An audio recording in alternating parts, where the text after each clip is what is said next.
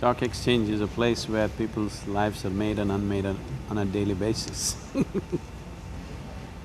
So because of people's eagerness to advance in economic well-being, people put themselves to risk on many levels.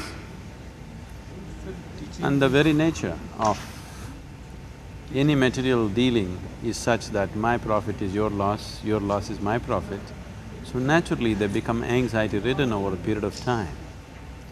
So if you want to play with life like this, whether it's stock exchange or elsewhere, particularly stock exchange, if you want to play with life and still enjoy the process, not become anxious, it's extremely important that you do something about your interiority.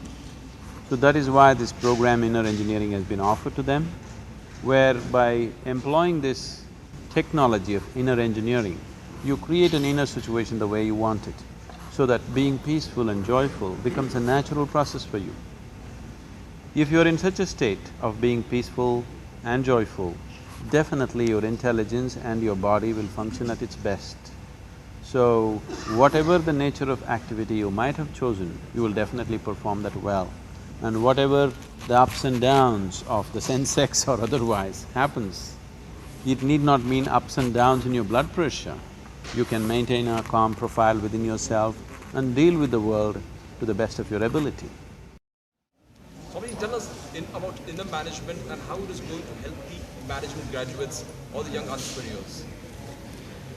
If you cannot manage your own body, your own mind, your own emotion, your own energy, what are you going to manage in the world? Only if you have the ability to manage yourself properly, you can manage other people. Management fundamentally means to create situations the way you want it. If you cannot create the situation that you want within yourself, how will you create it outside yourself? All your management will be purely accidental. So, if you don't know any inner management, your outside management will be accidental and very anxiety-ridden.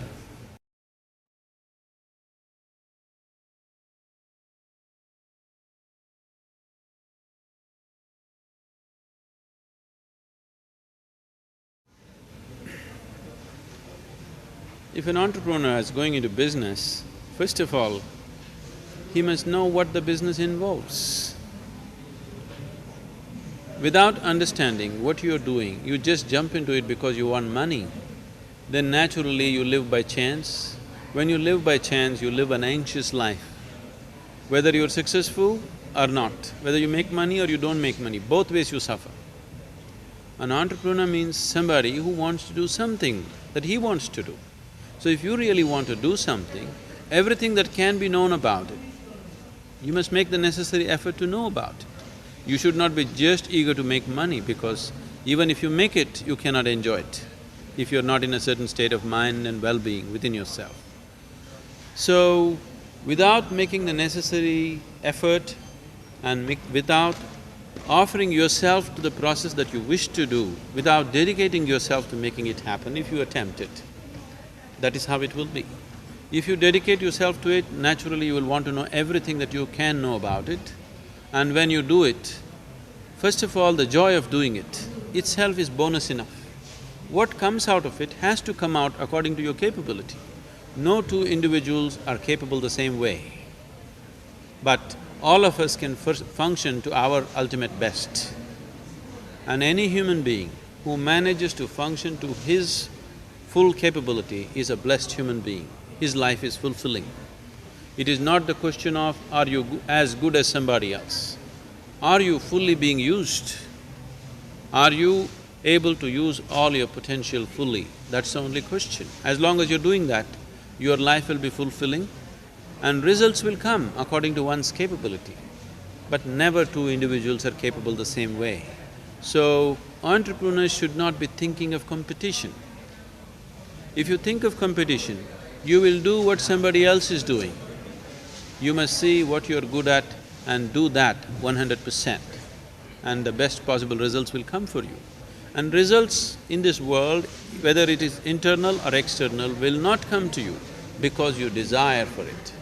Results will come to you because you did the right things. otherwise they won't come.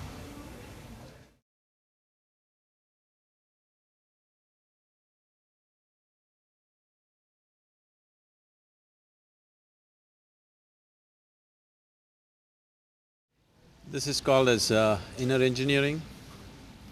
As there is a science and technology to create external well-being, we have engineered the outside world in so many ways to bring comfort and convenience for ourselves.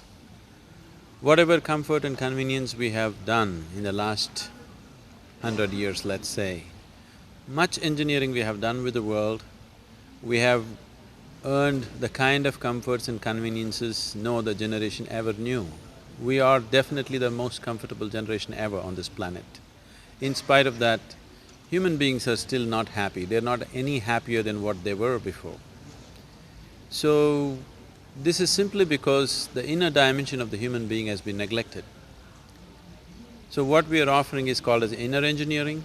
As you engineer the outside to create the kind of situations that you want to be in, similarly engineering the interiority the way you want it to be. So if your interiority… See, when you want to engineer the outside, there are so many ingredients involved, so many components, but when it comes to the interiority, it is just you. So it's a subjective engineering. So once a person engineers himself the way he wants, definitely he will engineer himself into a very peaceful, joyful and blissful human being.